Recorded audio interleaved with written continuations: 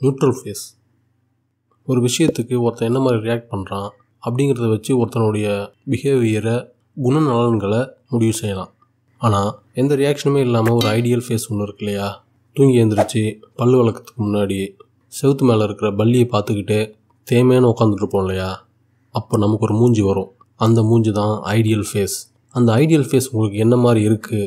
சிரித்த மாதிரி இருக்கா, மலர்ந்தா மாதிரி இருக்கா, இல்லை கொஞ்சமாக சிரித்த மாதிரி இருக்கா, இல்லை உர்றாங்கொட்டா மாதிரி இருக்கா அப்படிங்கிறத பொறுத்து தான் மோஸ்ட் ஆஃப் த டைம்ஸ் நீங்கள் யாருங்கிறதையே மக்கள் புரிஞ்சுக்கிறாங்க. அகத்தின் அழகு முகத்தில் தெரியும். அகத்தில் ஏதாவது ஓடிக்கிட்டு இருந்தால் தான் அது முகத்தில் தெரியும். அகம் வெறும் காலியாக இருக்கும்போது நம்ம மூஞ்சி எப்படி இருந்தால் அவங்களுக்கு என்ன?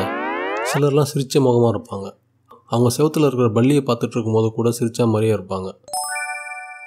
இதை வச்சு ஒருத்தரை ஜட்ஜ் பண்ணுறதுங்கிறது எவ்வளோ பெரிய தப்பு. அப்படி ஒரு நிகழ்வு எனக்கு நடந்துச்சு. ஒரு வேலைக்கு ஜாயின் பண்ணியிருந்தேன். அஃப்கோர்ஸ் பிடிச்ச வேலை பிடிக்காத வேலைலாம் இல்லை, கடமைக்கேன்னு ஒரு வேலைக்கு போவோம்ல, அப்படி ஒரு வேலை. திடீர்னு ஒரு நாள் என்ன நினச்சாங்கன்னு தெரியல, எம்டி என்னை கூப்பிட்டு நீங்கள் வேறு வேலை பார்த்துக்குங்க அப்படின்னு சொல்லி அனுப்பிச்சிட்டார். நீங்கள் நினைக்கலாம் இதுக்கு முன்னாடி வேறு ஏதாவது ஒரு காரணம் இருக்கும், ஏதாவது பாலிடிக்ஸ் இருக்கும், இல்லை நீ வேலை செய்யாமல் இருந்திருப்ப அப்படின்னு. நான் ஒன்றும் அந்த கம்பெனியை உயர்த்துறதுக்கான பெரிய உழைப்பு அங்கே போட்டேன் அப்படின்னு சொல்ல முடியாது. ஒரு நியூ ஜாயினியாக எனக்கு கொடுக்கப்பட்ட வேலைகளை நான் அபோவ் ஆவரேஜாக தான் பண்ணியிருக்கேன்.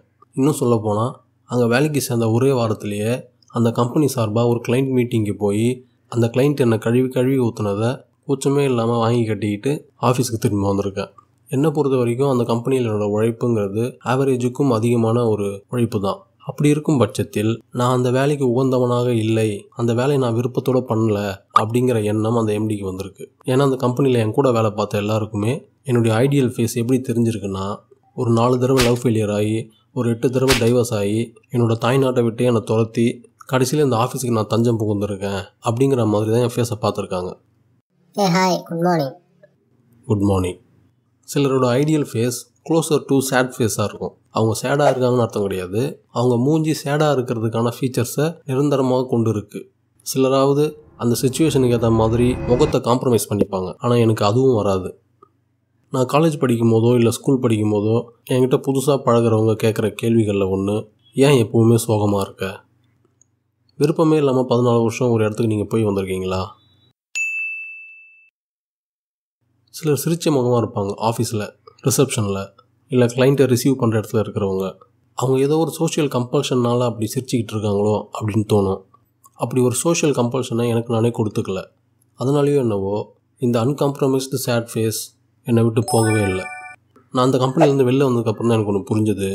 நம்ம செய்கிற வேலையை விட அதிகமாக நம்ம மூஞ்சி வேலை செய்யணும். நானும் என் மூஞ்சியை வேலை செய்ய வைக்கிறதுக்காக நிறைய ட்ரை பண்ணியிருக்கேன். But no use. ஹாய், நான் உங்களோட புது சப்ஸ்கிரைபர். ஓ, உங்களுக்கு சந்தோஷமா இல்லையா? இப்பயே போய் அன்சப்ஸ்கிரைப் பண்ணுறேன்.